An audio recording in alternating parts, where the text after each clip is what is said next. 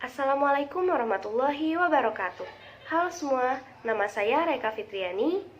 Saya adalah mahasiswi Stikes Widya Dharma Husada, program studi S1 Farmasi Klinik dan Komunitas Reguler A. Di sini saya ingin memenuhi tugas bahasa Indonesia saya, yaitu saya akan menjelaskan mengenai sejarah bahasa Indonesia.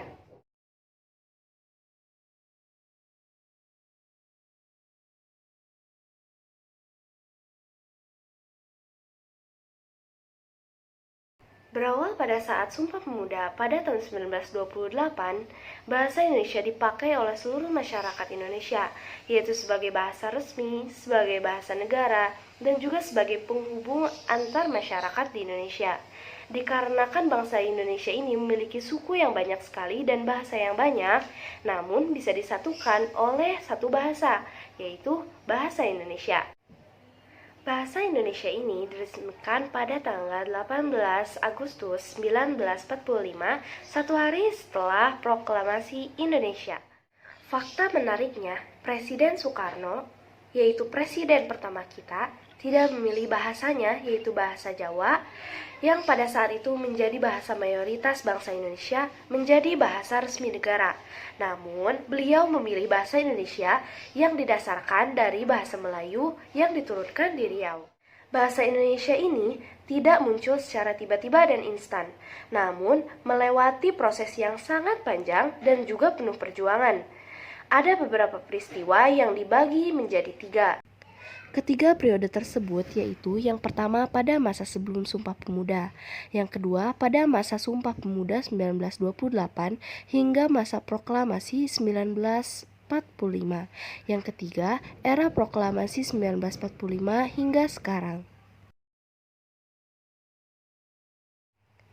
Peristiwa yang terjadi pada periode pertama yaitu munculnya Inlandse Onderwijs Commissie, yang kedua pada 1901 disusunnya ejaan bahasa Melayu oleh C.H. van Ophuijsen, yang ketiga bahasa Melayu sebagai lingua franca.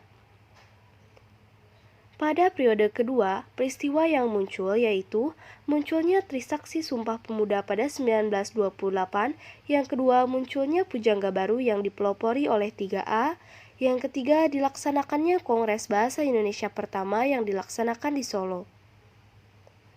Yang keempat, bahasa Indonesia yang ditentukan sebagai bahasa utama untuk bangsa Indonesia. Yang terakhir, munculnya Angkatan 45. Peristiwa yang terjadi pada periode ketiga yaitu pada 19 Maret 1947 diresmikannya penggunaan ejaan Republik atau ejaan Sowandi. Yang kedua, Kongres Bahasa Indonesia II yang dilaksanakan di Medan pada 28 Oktober hingga 2 November 1954. Yang ketiga, diresmikannya ejaan yang disempurnakan menggantikan ejaan Sowandi. Yang keempat, menemui berbagai kesulitan. Dan yang kelima, Kongres Bahasa Indonesia III pada 28 Oktober hingga 2 November 1978 di Jakarta. Sekian dari saya. Semoga bermanfaat. Terima kasih. Wassalamualaikum warahmatullahi wabarakatuh.